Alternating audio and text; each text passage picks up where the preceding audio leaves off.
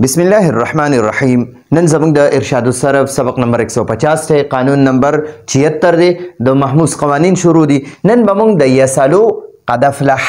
افلح قانون وایو. د قانون خلاصه دا ده چې کله حمزه متحرک وي، حرکت والا وي، زبر زیر پیش والا وي، او ما قبل یعنی مخکې حرف ساکن مظهر وي، یعنی ښکاره ساکن وي، یعنی مطلب مخکې ته با ده او ساکن ده، یو نو دې ساکن ته ساکن مظهر وي، یعنی ښکاره مظهر معنا چې ظاهره ښکاره ساکن دی، او یو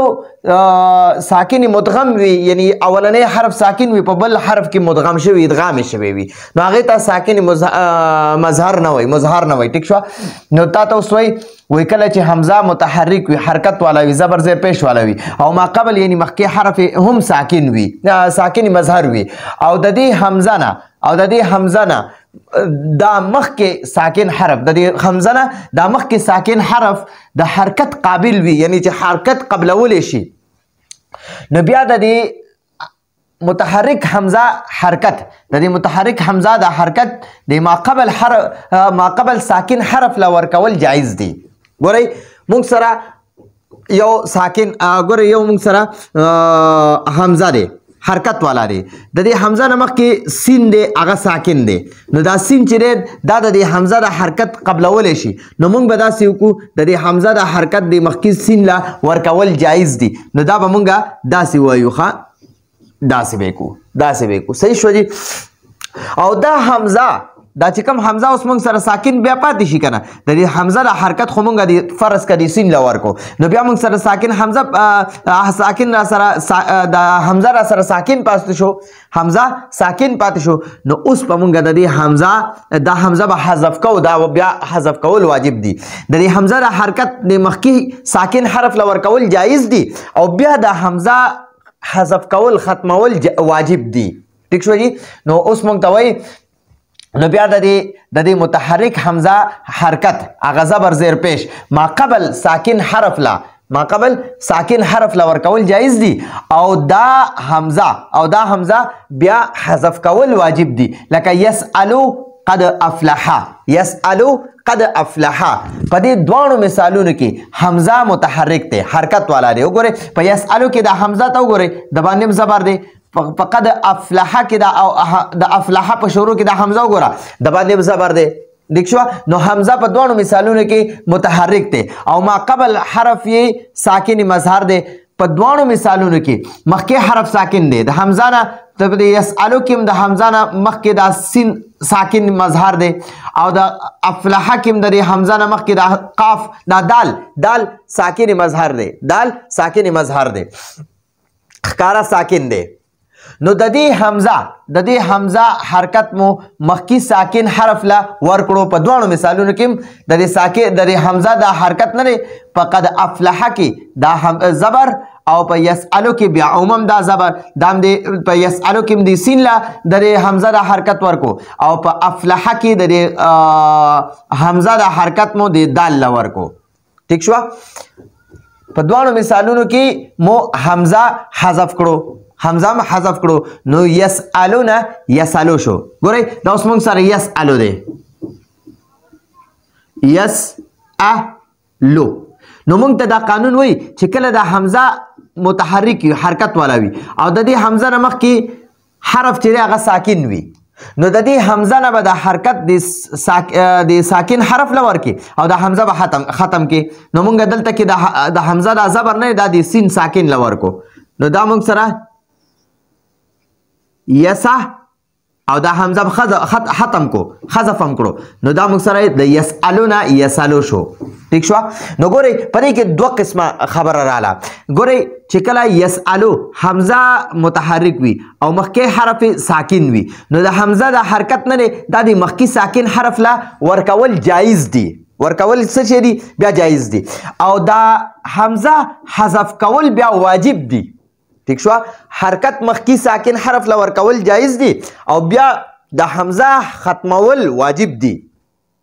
ٹھیک شو؟ اوس دا ګورئ قد افلح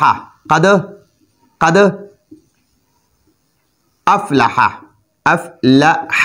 د دې قانون مطابق موږ داسې وکړو د دې حمزه د زبر هم نه دی دا د مخکې ساکن دال لور کو ٹھیک شو او دا حمزه بیا ختم کو نو د دې حمزه د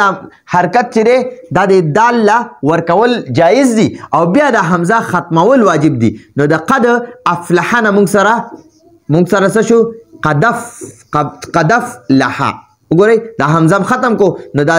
دال متحرک شو او دا فا ساکن دا نو موږ به وایو قدف لها د قد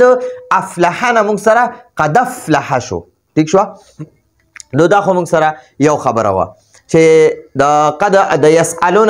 یسالو شو د قد افلحنا قد افلح شو ٹھیک شو اوس د دې قانون د پاره یو څو شرطونه دي چې دا شرطونه پکې وي خو قانون به جاری کیږي که دا شرطونه پکې نه بیا پکې قانون نه لګي اوس مونږ دا وای راته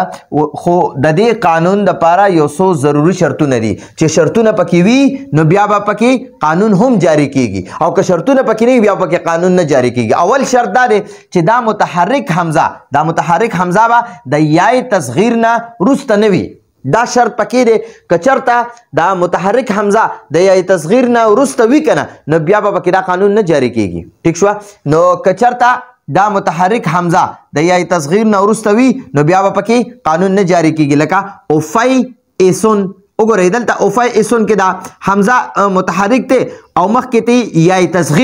تصغیر ده نو اوس پکې دا قانون نه جاری کیږي د دې حمزه حرکت مخکې حرف له نه ورکړی کیږي او دا حمزه به نه دغه کیږي حذف کیږي ٹھیک شو دې کې دا قانون نه جاری کیږي اوس دویم شرط دا دی چې دا متحرک حمزه به د نون انفعال نه وروسته نه وي دا متحرک حمزه به د نون انفعال نه وروسته نه وي که چېرته د دې متحرک حمزه نه مخکې نون انفعال وي نو بیا به پکې قانون نه جاری کیږي ٹھیک شو لکه احترازي مثال مطلب دا دی چې دې کې قانون نشي جاری کېدی احترازي مثال مطلب دا دی چې قانون پکې نشي جاری کېدی او اتفاقي مثال مطلب دا دی چې قانون پکې جاری شوی دی نو وګورئ ان اطواره دا ان اطواره نه دی ان اطواره ګورئ په دې کې دا نون چې دی که نه دې ته نون انفعال وایي ټیک شوه او د دې نون انفعال نه وروسته حمزه دی متحرک دی زبر دی پې ټیک شوه دا ان اطواره دی نو د دې حمزه د حرکت اوس موږ د نون له نشو ورکولی ځکه دا نون د انفعال نون دی نو چې کله د دې حمزه نه مخکې دا د انفعال نون وي که نه نو بیا پکې قانون نه جاری کیږي دا شرط دی ورله عرب ورله دا شرط مقرر کړی دی نو موږ په دې کې څه نشو ویلی نو موږ ته دا قانون کې دا ویلی دي په شرط کې دا ویلي چې د نون انفعال نه وروسته حمزه متحرکه وي نو بیا به د دې حمزه حرکت نون انفعال نه نشي ورکړی کېدی او دا حمزه به نشي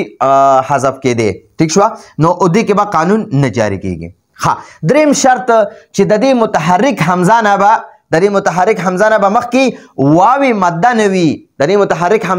مخکې واوی مده نه وي احترازي مثال مطلب دا چې قانون پکې نه جاری کېږي مقروءتن کې وګورئ حمزه متحرکه خو موږ سره دی خو مخکې ته واوی مده دی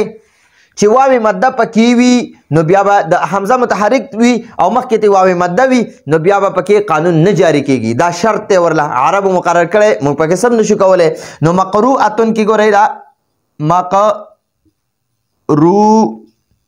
مقروءتن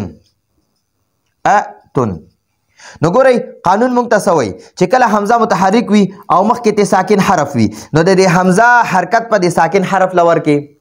خو که چېرته د حمزه متحرک دی زبر یا زیر یا پیش والا دی او مخکې ته واوی مده وي نو بیا به د حمزه حرکت واوی مده ته یعنی نه نقل کیږي او حمزه به نه حذف کیږي مطلب دا دی چې په دې مقروءتن کې چې کله د حمزه متحرکه نه مخکې واوی مده وي نو قانون به نه جاری کیږي ټیک شوه دغه پکې خبره وه څلورم شرط دا دی چې د دې متحرک حمزه نه به مخکې یای مده هم نه وي احترازي مثال خطویاتن که چېرته د دې حمزه متحرکه نه مخکې یای مده وي که نه نو بیا به پکې قانون نه جاری کیږي خطویاتن کې دی ګورئ دا خطویاتن دی نو ګورئ دلته کې دا حمزه مونږ سره متحرک دی زبر دی پې مخکې ته یای مده ده یای مده ده نو اوس مونږ داسې نشو کولی چې د حمزه حرکت